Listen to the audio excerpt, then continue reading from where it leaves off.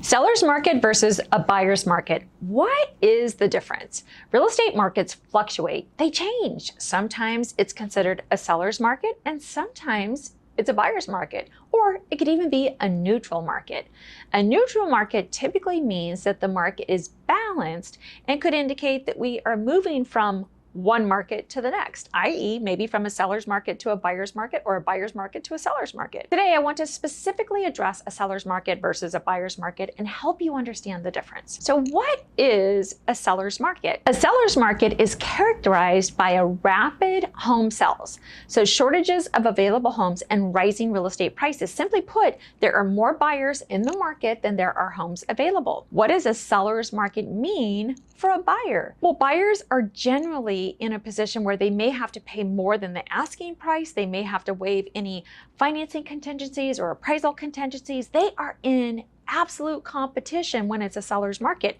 There could be 5, 10, 15, or even 30 offers on one house. That's the type of competition that buyers could experience in a seller's market. And we have been in a seller's market for the last couple of years. Yes, in 2021, across the country, in most areas, it was absolutely a seller's market, and buyers were struggling to win an offer, to get under contract, to compete with other buyers that maybe were stronger buyers or cash buyers or were putting more money down. So although interest rates were low over the last couple of years, buyers still struggled to get under contract and buy that home. What's a buyer's market? A buyer's market is characterized by slow home sales, more available properties, and a leveling of home prices. In this market, there are more homes on the market than there are buyers. And what does a buyer's market mean for buyers? Well, it could mean less competition, more room to negotiate with the seller, increased in inventory, which means more options to choose from, and seller concessions or credit towards buyer's closing costs. Over the last few months, we have seen an increase in inventory, and there's a lot of scuttlebutt out there about, oh my gosh, it's a buyer's market. But here's what's so interesting. A balanced market is 6 months of supply.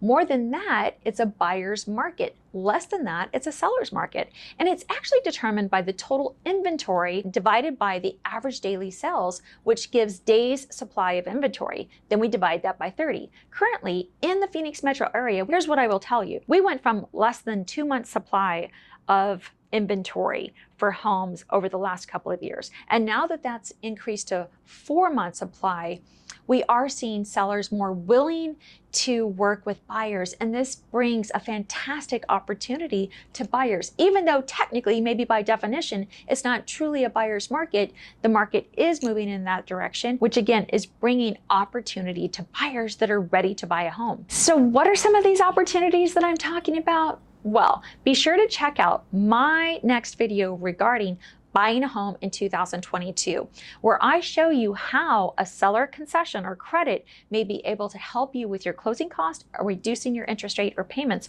over the first 24 months.